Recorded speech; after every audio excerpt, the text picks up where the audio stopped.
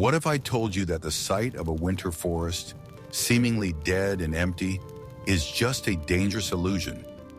For the unprepared traveler, the snow-covered plains and icy forests of North America meant certain death from starvation. But for the indigenous people, this landscape was full of hidden opportunities.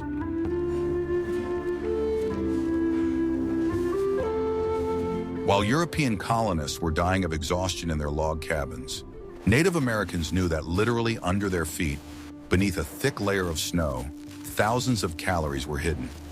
Nature never locks its pantry. It simply teaches us to read its secret signs and look for sources of life where others see only cold emptiness.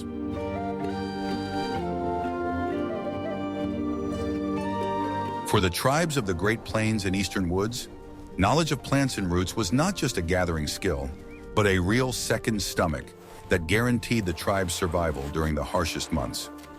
Watch the video to the end to learn how an inconspicuous marsh root could feed an entire village, and why ordinary bark was sometimes valued more than dried meat. What if everything you've been taught about the primitiveness of gathering is outdated and has nothing to do with reality? For the tribes that inhabited the Northwest and the plains, Camas bulbs were not just food, but a strategic resource comparable in importance to grain for Europeans. This plant, which blooms in spring with beautiful blue flowers, was completely hidden underground by winter, leaving only dry, inconspicuous stems on the surface. The Indians noted the Camas fields in advance, mentally mapping their lands in detail so they could return when the ground was covered with snow. A mistaken identification could cost a life, as edible blue camas often grew alongside deadly poisonous camas, whose bulbs look almost identical.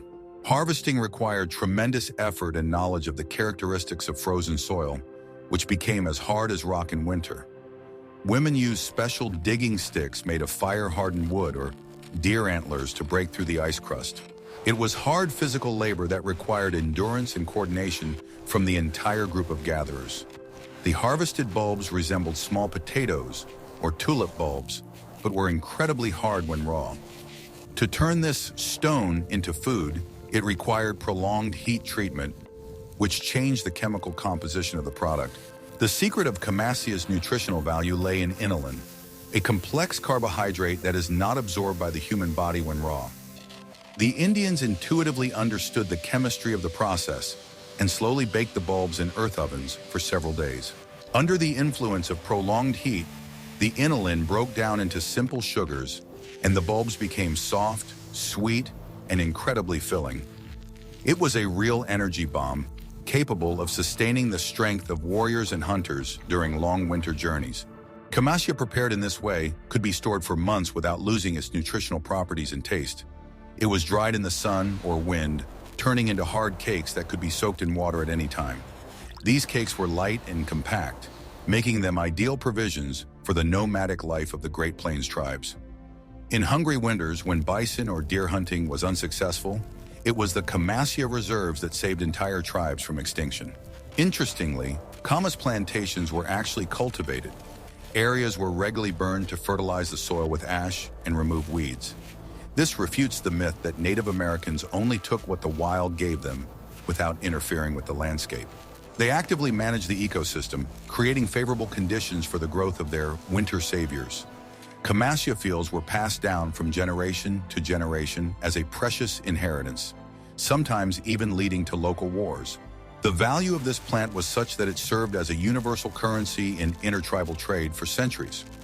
Tribes living in regions rich in camas exchanged dried bulbs for skins, horses, or jewelry from their neighbors. This trade route connected remote regions, allowing products to travel hundreds of kilometers from their place of collection. Thus, a plant harvested in the foothills could end up in the pot of a family wintering deep in the snowy plains. European pioneers who first tasted properly cooked camas compared its taste to baked pears or sweet chestnuts. However, those who tried to eat it raw or undercooked suffered from severe stomach pains, which gave rise to rumors that the local roots were inedible. This proves once again that the mere availability of food meant nothing without a deep knowledge of how to prepare it. Food culture was a complex system where every step had been refined through centuries of trial and error. In winter, finding places where Camassia grew became a real art of tracking and reading the landscape. Experienced gatherers could find the right clearing by barely noticeable signs, the remains of dry stems, the features of the terrain, or the location of trees. They knew their land so well that they could find food even under a meter of snow. This knowledge was their main weapon against cold and hunger, more reliable than a bow or rifle. Did you know that modern nutritionists consider inulin to be one of the most beneficial prebiotics for human health? It would be very interesting to hear your opinion on how ancient knowledge about plants can be applied in the modern world. Write about it in the comments. Your opinion helps us develop our channel. Are you ready to learn the truth about a plant that we pass by every day without suspecting its power? Cattail, or as it is often called, reed, was a real natural supermarket for the indigenous peoples of North America, operating all year round. While most plants went dormant, cattail rhizomes remained full of starch and energy under water and ice. This plant was so versatile that tribes could rely on it for almost everything, from food to construction. Winter cattail harvesting was a challenge for even the most resilient, as it involved working in icy water and mud. Women and men would wade into the freezing swamps, break the thin ice, and feel for the thick roots at the bottom with their feet. Then they would hook them with their toes or sticks, pulling the long, rope-like rhizomes to the surface. This process required not only physical strength, but also incredible endurance.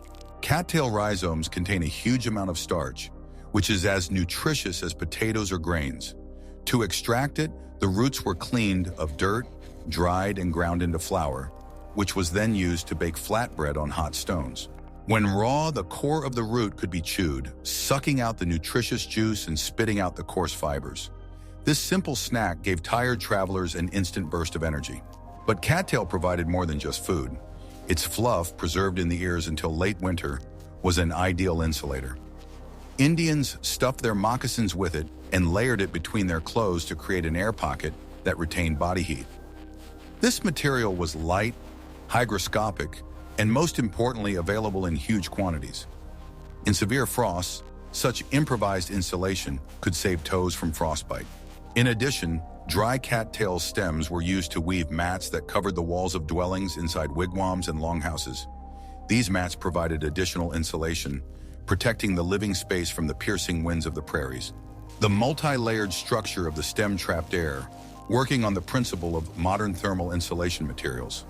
The architecture of Native American dwellings was inextricably linked to the use of materials provided by the environment. One of the amazing features of cattail was the presence of edible buds at the ends of the rhizomes, which began to form in winter. These white shoots resembled cucumbers or young bamboo shoots in taste and texture. They could be eaten raw or added to soups, enriching the meager winter diet with vitamins. For people who had been eating dried meat for months, this fresh, crunchy vegetable was a real delicacy. Cattail also served as a source of material for making simple but effective traps for fish and small game. Fibers from the leaves and stems were twisted into strong ropes that did not rot in water as quickly as leather straps. This made it possible to set nets under the ice, providing the tribe with fresh fish in the middle of winter. Survival technologies were intertwined, creating a unified life support system. The Indians knew that cattail thickets were a place where they could always find shelter from snowstorms. The thick stems broke the wind and created a microclimate in which it was possible to wait out the bad weather, burrowing into the dry foliage. This knowledge often saved hunters who were caught off guard by a sudden blizzard far from camp. The swamp, which seemed like a deadly place to Europeans, was home to the Indians. Interestingly, different parts of the cattail were used for medicinal purposes. For example, the gelatinous juice between the leaves was used as an antiseptic for wounds. In winter, when access to medicinal herbs was limited, such properties became critically important. The cattail was not just food, but a universal first aid kit, always available and free. But if the swamp provided bread, the forest gave something else, something that could turn ordinary water into a source of strength. In the next chapter, you will learn how Native Americans extracted sweet energy directly from tree trunks when deep snow lay all around. What I'm about to show you is prohibited in 12 countries as part of modern diets, but for the Indians it was a lifesaver. I am talking about tree sap, And it is not just the well-known maple syrup that we are used to seeing on store shelves. Long before Europeans learned to evaporate syrup, indigenous peoples used tree sap as a vital source of energy at the end of winter. This was a period when the frost still lingered and hunting became more difficult because large animals were retreating deeper into the forest. Dried meat supplies were dwindling day by day, and people were forced to seek out any available sources of calories. The collection of sap began long before the first thaws, when the daytime thaw was already noticeable, but the nights were still very cold. These temperature fluctuations caused the trees to actively pump moisture through their trunks, and the sap flowed particularly abundantly. The Indians were well aware of this natural rhythm and knew how to determine the ideal time for tapping based on the behavior of birds and the condition of the bark. That is why the first drops of sap appeared in the tribes long before winter began to weaken. This helped people survive the hungriest weeks of the year. The Indians made V-shaped cuts in the bark of maple, birch, and some nut trees, trying to choose old and strong trunks. They understood that young trees might not withstand the process, so they were particularly careful in their selection. They inserted a splinter or a hollow elderberry twig into the cut, through which the clear liquid slowly flowed into birch bark boxes. This had to be done very carefully, otherwise the cut could close too quickly and the sap would stop flowing. Sometimes it was necessary to check one tree several times to make sure it had woken up. This process required attention, as the sap did not flow constantly but reacted to even the slightest change in temperature. If the night was too warm, the flow of sap slowed down. If the frost was too severe, the sap almost stopped flowing. Therefore, the collectors constantly walked around the trees, looked at the shadows, listened to the bark crackling, and literally felt the tree with their hands. Such skills were passed down over the years and were part of the life of every child growing up in the tribe. Birch sap was especially important in northern regions, where there were almost no maple trees. Although it is less sweet, it contains a lot of beneficial micronutrients that help the body recover after a long winter. It was drunk like water, used as a morning drink to help restore strength after a cold night. Sometimes a little ground-dried fish was added to make a light soup. This drink quickly warmed you up and gave you energy for the whole day. Birch sap was also used as a base for soups and thick broths, adding dried meat, berries, or roots. This made the dish more satisfying and allowed for more economical use of the remaining winter supplies. Children often drank fresh juice without additives because it was easy to digest and did not require long cooking. In conditions of constant cold winds and limited food, such simple food was a real salvation.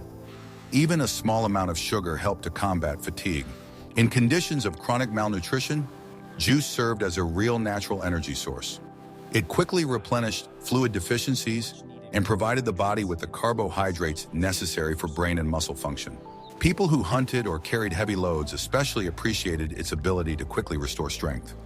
Even the elders noted that in the spring, people felt a surge of energy after several days of drinking the juice. Thus, tree sap became part of the overall seasonal survival strategy. The uniqueness of the technology lay in the method of concentrating sugar without metal boilers, which the Indians simply did not have. Tree sap was left overnight in wide containers so that the frost could do its work. In the morning, the ice was collected from the top, leaving the thicker and sweeter part at the bottom. This method was simple and required almost no fuel. It allowed people to conserve their strength and firewood, which were especially valuable in the spring. The freezing method was also convenient because it could be repeated several times, gradually increasing the sugar concentration.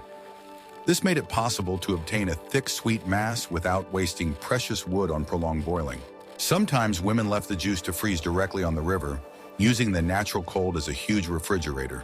This was especially convenient in places where the snow lasted a long time. Thus, the climate itself helped people prepare food. The resulting syrup was mixed with bear fat and well-dried meat to create durable, high-calorie briquettes. These briquettes were so dense that they could be stored for months without losing their properties. They were taken on long hunting trips, where it was not possible to cook food every day.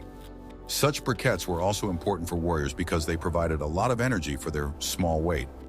It was one of the most effective products created by nature and human knowledge. The combination of fat and sugar gave the body everything it needed to stay warm in cold weather. The icy wind in spring could be just as harsh as in winter, so high-calorie food was vital. This product saved people from exhaustion and helped them keep their strength when the journey through the forest took many hours. It was an ancient analog of modern energy bars, only completely natural. It combined functionality and simplicity. In addition to maple and birch, black walnut juice was used, which gave a rich aroma, and some types of linden, which gave a milder taste. Each tree had its own properties, which the Indians had studied for generations. Sometimes they chose a tree depending on who would drink the juice, as children and the elderly were given milder varieties. Knowing where and when to look for juice was part of the tribe's ecological calendar. It determined the rhythm of their entire spring life. The beginning of sap flow meant that the hardest part of winter was behind them. Every day the sun rose higher, and people felt the approach of the season of new plants. This time was considered a symbol of renewal when nature began to slowly return its gifts. People perceived the appearance of the first drops of sap almost as a sign of hope. It told them that spring was near. Native Americans treated trees with great respect, considering them living beings that help people survive. They never took all the sap and did not make deep wounds so that the tree could recover. People believed that the tree shared some of its power and thanked it with offerings of tobacco. These offerings were a symbol of gratitude and the connection between humans and nature. Thus, collecting sap became not only an economic process, but also a spiritual act. We still enjoy the fruits of their ingenuity today, without even thinking about its origins. Like this post if you also love natural products and respect ancient traditions of survival. Are you ready for the shocking truth that trees are edible? When all other food sources dried up and the ground was hidden under a thick layer of snow, Native Americans turned to the most reliable resource: trees. But we're not talking about the hard outer bark, but the cambium, a thin, moist, and nutritious layer between the wood and the bark. This layer is essentially the tree's circulatory system, rich in sugars, starch, and vitamins. Pine trees, especially yellow pine, which is common in Western North America, were the primary source of food. Women and teenagers carefully removed the rough outer bark, exposing the white, juicy layer of cambium. It was scraped off with special bone or stone scrapers, taking care not to damage the tree too much. The resulting strips resembled raw pasta or noodles and had a sweet, resinous taste. The collected cambium could be eaten raw on the spot, which often saved hunters who had strayed far from camp. However, it was more often dried in the sun or over a fire, ground into flour and used as an additive to soups. Such flour had high nutritional value and could replace grain crops in the diet. Aspen and poplar cambium was also eaten, although it had a more bitter taste and required prolonged boiling. The Indians of the subarctic regions knew that it was the bark that contained the cure for scurvy and exhaustion at the end of winter. Even in the most severe frosts, trees were accessible, requiring no digging or difficult hunting. The inner bark of the elm tree was used not only for food, but also for medicinal decoctions to help with digestive problems. The mucilage contained in elm bark coated the stomach, soothing hunger pangs. This was especially important for children and the elderly, whose bodies suffered most from rough winter food. Interestingly, the practice of eating bark was widespread, from the forests of the east to the Rocky Mountains. It was not considered food for the poor or a sign of desperation. It was a normal seasonal addition to the diet. Archaeologists find traces of cambium harvesting on ancient trees that are hundreds of years old. The process of harvesting bark had its own strict rules. It was not allowed to remove the bark in a ring around the entire trunk, as this would kill the tree. The Indians removed vertical strips, leaving enough bark for the tree to recover. This demonstrates a deep understanding of forest biology and the principles of sustainable use of natural resources. Dried bark was light and did not spoil for years, making it an excellent strategic reserve for a rainy day. During periods of war or migration, bags of dried bark could sustain a tribe for many weeks. It was a dry ration created by nature itself. In addition to food, the inner bark of some trees was used as tobacco or an additive to smoking mixtures. But its main purpose in winter remained unchanged, to provide calories where there were none elsewhere. For Native Americans, the forest was not just firewood, but a real gourmet. However, trees provided food not only above ground. Did you know that some of the most delicious and nutritious plants were hidden deep in the soil, mimicking ordinary grass? In the next chapter, you will learn how Native Americans found underground fire that could warm them from within. In the endless snows of the prairies, finding something green and fresh seemed impossible, but Native Americans knew where to look for wild onions and garlic. These plants, allium, were among the first to break through to the sun, often still under the snow on the southern slopes of the hills. The pungent smell and taste of these plants were a signal to the body. Winter was retreating and life was returning. Wild onions were not just a seasoning, but a powerful source of vitamins and phytoncides necessary for strengthening the immune system. Their bulbs were dug out of the frozen ground, often using only sharp sticks in their own hands. Even a small handful of these bulbs added to meat broth changed its properties, turning it into a healing concoction. The taste of wild onions was much sharper and richer than that of the cultivated varieties we are used to. It literally burned the mouth, causing the blood to flow faster through the veins and warming a person from the inside. This property was highly valued on cold nights when the external heat of the fire was not enough. The Indians ate both the bulbs and the green feathers, if they could find them in early spring. The onions were eaten raw to get the maximum benefit or baked in ashes, which made them sweet and soft. This plant was a universal side dish for any game, from hare to bison. There were many types of wild onions, and the tribes were well versed in their differences. Some types were harvested in the fall and dried by braiding them into plaits, similar to how it is done today. These bundles of onions were hung under the arches of dwellings, filling the air with a specific aroma that repelled insects and pests. Wild onions also served an important social function. Gathering them together was a women's activity, accompanied by songs and conversation. It was a time when women exchanged news and taught girls to recognize useful plants. Knowledge was passed on through practice from hand to hand on the snow-covered hillside. In addition, wild onion juice was used to rub the body as protection against the cold and insects when the thaw came. The smell was strong, of course, but in terms of survival, comfort and health were more important than aesthetics. It was a natural means of hygiene and protection. It is important to note that wild onions were often confused with the poisonous death bulb, Zygodinus, which grew in the same places. They could only be distinguished by their smell. The poisonous plant did not smell like onions. Therefore, the first rule that children were taught was, smell before you put it in your mouth. Having a supply of dried onions in the teepee was considered a sign of a good housekeeper and a guarantee of family health. During the hungriest months, it was this pungent root that helped digest coarse and monotonous food. It was a small spark of life in the gray winter diet. Wild onions were common, but what if I told you that there was a root called earth apple that could replace potatoes long before they appeared? In the next chapter, you will learn about a plant that is not afraid of any frost. Want to know a secret that will change your life and your perception of winter vegetables? Jerusalem artichoke, or sunroot, actually originated in North America and was one of the main staples of the indigenous peoples.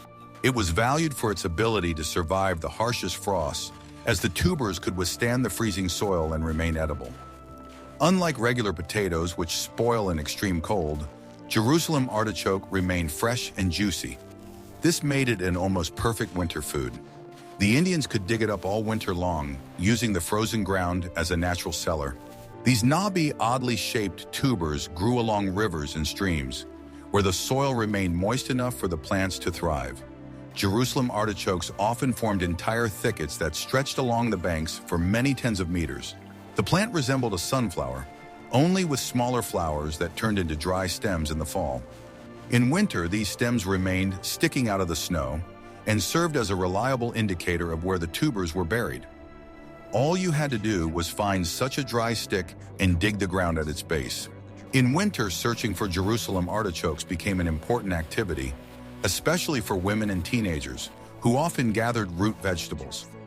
The snow could be deep, but the dry stems sticking out of the snowdrifts made the work easier. Sometimes bone or wooden shovels had to be used to break through the frozen top layer of soil.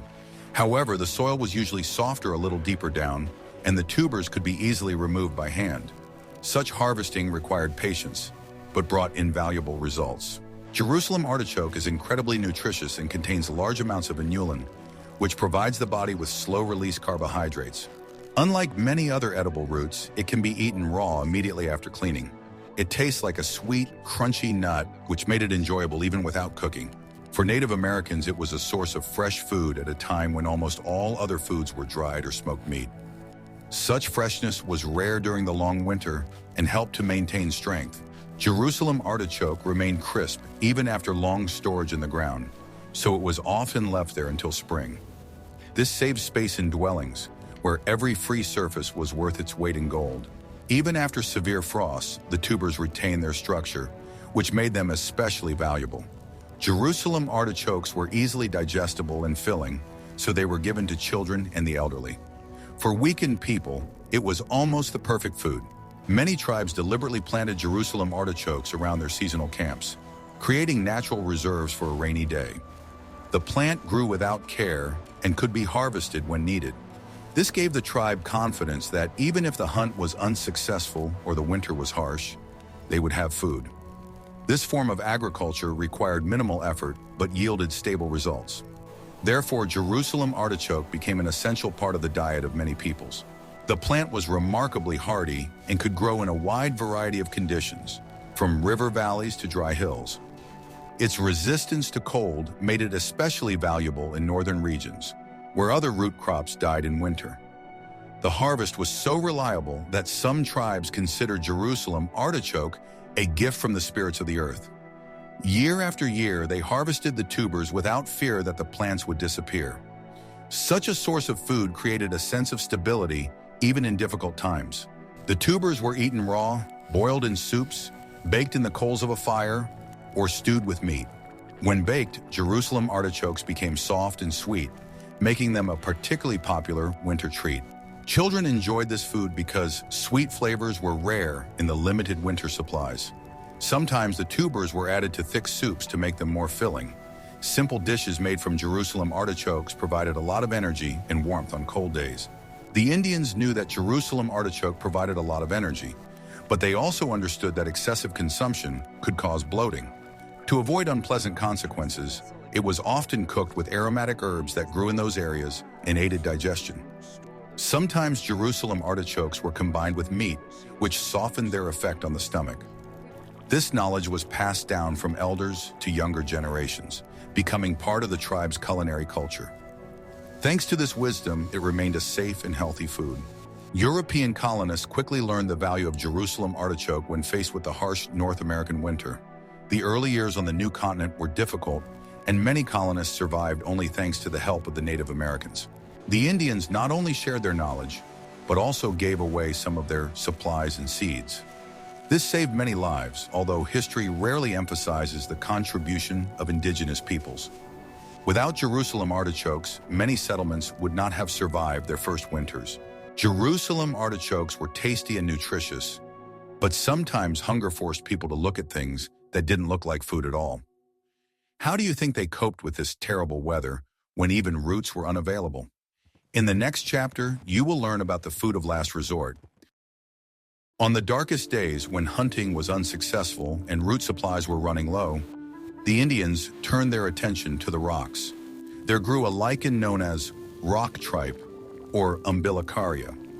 These are black, leathery growths on rocks that look completely inedible, but they save people from starvation. Collecting lichen was easy. It was simply scraped off the rocks with a knife or sharp stone.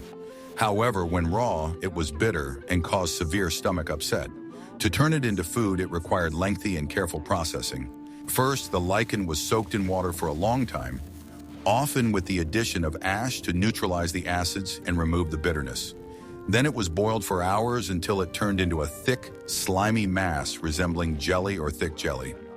This concoction did not have much taste, but it filled the stomach and provided at least some calories.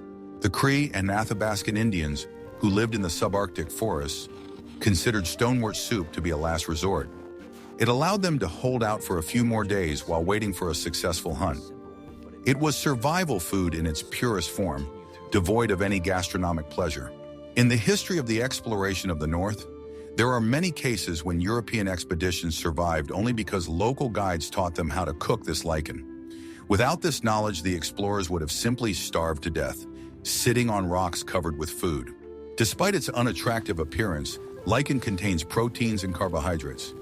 When dry, it can be stored indefinitely, unaffected by moisture, frost, or pests. This made it an ideal emergency supply, always at hand, wherever you were. However, consuming lichen required caution. If it was not washed thoroughly or cooked properly, it caused severe nausea. An emaciated body simply could not cope with such a load. Therefore, only experienced women who knew all the intricacies of the process were involved in its preparation. Rock moss was called food that chews itself because of its specific, slightly rubbery texture. But in a blizzard, when it was impossible to leave the wigwam, a pot of black broth was the center of the world. It provided warmth and hope. Interestingly, even in good times, some tribes added a little lichen to meat soups for thickness. This suggests that the taste was, if not loved, then at least familiar. Hunger teaches you to love everything that life gives you. Lichen was food of last resort, but there were also foods that required complex engineering to make edible. These were hard nuts and acorns, which were poisonous without processing, but became bread after it. Acorns were one of the most abundant food sources in the forests of North America, but they posed a danger. Their high tannin content made them incredibly bitter and toxic to human kidneys. Native Americans developed an ingenious leaching technique that turned the poison into nutritious flour. Acorns collected in the fall were shelled and crushed into coarse crumbs using stones. This mixture was then placed in woven baskets or simply in pits lined with sand, and water was poured over it. The procedure could take days. The water washed away the bitter tannins, leaving pure starch and vegetable fats. In winter, when the water in the streams froze, the process became more complicated, so the main supplies of acorn flour were made in advance. But if necessity forced them, the Indians melted snow and carried out leaching with warm water in cauldrons. The resulting mass was bland but very fatty and nutritious. Acorn flour was used to cook thick porridge or bake flatbread on hot stones. Such food was rich in fats, which was critically important for keeping the body warm in the cold. Acorn bread was heavy, dense, and provided a feeling of fullness for the whole day. In addition to acorns, hickory nuts, walnuts, and hazelnuts were actively collected. They did not need to be soaked, but they did need to be cracked. On winter evenings, the sound of stones hitting shells was a familiar sound in homes. Oil was pressed from the nuts, which was added to dried meat or used as a preservative. Hickory nut oil was called Indian milk. The nuts were crushed together with their shells, boiled in water, and the fat that floated to the surface was collected with spoons. It was pure energy, a calorie concentrate that could be drunk or added to other foods. Nut stores were often hidden in tree hollows or buried in the ground, imitating squirrels. The Indians knew the habits of animals very well and often found the rodents' stores, taking part of the supplies for themselves. This was considered fair game, although good hunters always left something for the squirrels in return, so as not to offend the spirit of the forest. Nut flour was a valuable commodity. Tribes living in nut forests traded it with the steppe peoples for bison meat. This was an example of ancient economic specialization based on regional resources. Acorns and nuts were the staple of the winter diet for many tribes in California and the eastern forests. Without them, survival in these regions would have been impossible. They were their bread, their butter, and their life. But it was not enough to simply gather food. It had to be preserved from frost, moisture, and predators. How did Native Americans manage to keep food fresh for months without refrigerators or preservatives? The ability to preserve what they had gathered was more important than the ability to gather it. The Indians understood that without reliable supplies, they would not survive the long winter when hunting could be disrupted and the weather could change at any moment. Therefore, they developed a sophisticated system of underground storage facilities called Kessie pits. These cellars were created taking into account the climate, soil composition, and groundwater level. This system helped keep food fresh for many months. It was this system that allowed tribes to survive the most difficult years. The pit was usually shaped like a jug with a narrow neck and a wide base, which made it easy to camouflage. This shape also ensured even temperature distribution and prevented the walls from collapsing. The depth could reach 2 meters, which took the supplies below the freezing level. Thanks to this, the food did not freeze solid and remained edible. Building such a pit was not easy and required experience. A mistake could lead to the spoilage of a large amount of food. The walls and bottom of the pit were carefully lined with dry grass, bark, or soft skins to create thermal insulation. This layer protected the supplies from moisture, which could lead to rotting. Inside, neat layers of different foods were formed, separated by grass for ventilation. This allowed air to circulate and prevented moisture from accumulating. Dried meat, corn, nuts, and root vegetables were stored in the pits. Each layer was laid out so that it was easy to reach and would not damage the rest. The pit was covered with a wooden lid made of several thin logs or strong branches. Then it was covered with earth and camouflaged with turf to make it look like a normal patch of soil.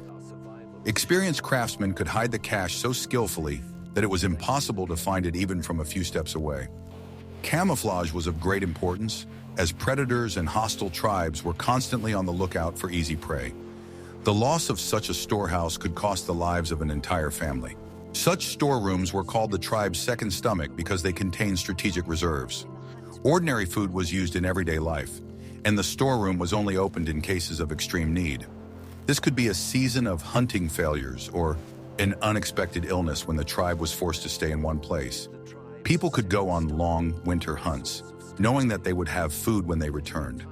These reserves maintained confidence and calm. They were the basis of the tribe's security. Not only food was stored in the pits, but also important seeds collected in the fall.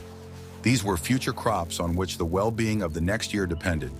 The seed pit was checked especially carefully because the loss of its contents meant the end of farming in the spring. The best and the strongest seeds were selected to ensure a strong future harvest. This attitude toward reserves showed a deep understanding of nature. The Indians cared about the future with no less attention than they did about the present. Losing the cache meant condemning oneself to starvation at the end of winter, when supplies were almost exhausted. Therefore, each family tried to build a storage facility in a safe place where it was difficult to notice. Often, these pits were located not far from the dwelling, but not too close, so that the smell of food would not attract animals. As necessary, young people were sent there to check the condition of the shelter. It was important to make sure that the ground did not become damp and that rats did not find their way inside. This helped to avoid unexpected losses. The Indians also built fake pits to confuse potential thieves. These traps were deliberately made to look more conspicuous than the real storage pits. Stones, rubbish, or spoiled food were placed inside to scare off predators. This was part of a complex strategy to protect supplies, along with the possession of weapons and guarding the camp. Such cunning allowed the real resources to be preserved. In difficult times, these measures often saved lives. The locations of large tribal storage facilities were kept strictly secret. Only elders, heads of families, and experienced hunters knew about them. These people were responsible for the safety of the supplies and passed on the secrets of their location only to the most trusted individuals. Such knowledge was a sign of status and responsibility. The life of the entire community depended on it. The secret was passed on orally so that no one could find the records and use them. In winter, the main threat to the body was not only exhaustion, but also a lack of vitamins, leading to scurvy and general weakness. The Indians did not know the word vitamin, but they knew very well that a decoction of pine or spruce needles restored strength. This bitter drink was a real concentrate of vitamin C, several times superior to lemons. The needles were picked fresh, straight from the branches. They weren't boiled so as not to destroy the good stuff, but poured over with hot water and left to steep. Everyone, from kids to old folks, was made to drink this infusion, especially at the end of winter when the symptoms of weakness became noticeable. Willow bark was a universal pain reliever and fever reducer. It contained salicin, a natural analog of aspirin. Willow bark decoction helped with colds, joint pain, and rheumatism, which worsened in damp winter dwellings. Camassia root was used as a powerful immune booster. It was chewed or brewed to strengthen the blood and help the body fight disease. The Indians believed that this plant gave warriors the strength of a bear. Dried rose hips, picked in the fall, and stored in leather pouches, were a sweet medicine. They were added to pemmican or eaten on their own. It was a tasty way to prevent illness that was available to everyone. The use of juniper smoke to purify the air in dwellings is interesting. In cramped winter wigwams where many people lived, the risk of disease transmission was high. Burning pine needles worked as a disinfectant. killing bacteria and refreshing the stale air. Tea made from chaga, a mushroom that grows on birch trees, was drunk to improve digestion and overall tone. Chaga was also an excellent tinder for starting a fire, but its medicinal properties were no less valued. This black drink replaced coffee or modern tea for the Indians. Knowledge of medicinal plants was the responsibility not only of shamans, but also of every mother. Women kept bundles of herbs and roots in special bags, which they guarded like the apple of their eye. Losing your first aid kit on a hike was a terrible misfortune. Native American medicine was preventive. They did not wait until illness struck, but drank fortifying decoctions all winter long. This is an approach that we can learn from. Nature provided everything necessary for life. All that was needed was respect and attention. The forest was not an enemy, but a strict teacher and caring healer. The story of the survival of the indigenous peoples of North America is not just a tale of battling the cold. It is an ode to human wisdom and observation. What seemed like magic or savagery to Europeans was actually the result of thousands of years of empirical experience and a deep understanding of biology. The Indians did not conquer nature. They dissolved into it, becoming part of the food chain and ecosystem. Every root, every blade of grass, and every strip of bark had its own name and purpose. The forest, which was a white desert to a stranger, was an open book full of recipes and pointers to a native. And today, as you walk through a winter park or forest, think about this. Perhaps that dry stalk you passed by saved someone's life 300 years ago. Which of the described methods of obtaining food seemed the most unexpected to you? Was it bread made from bark or the sweet root of Camassia? Suggest topics for future videos about the life and traditions of the peoples of the world that interest you in the comments. And of course, don't forget to subscribe to the channel so you don't miss new journeys into the past.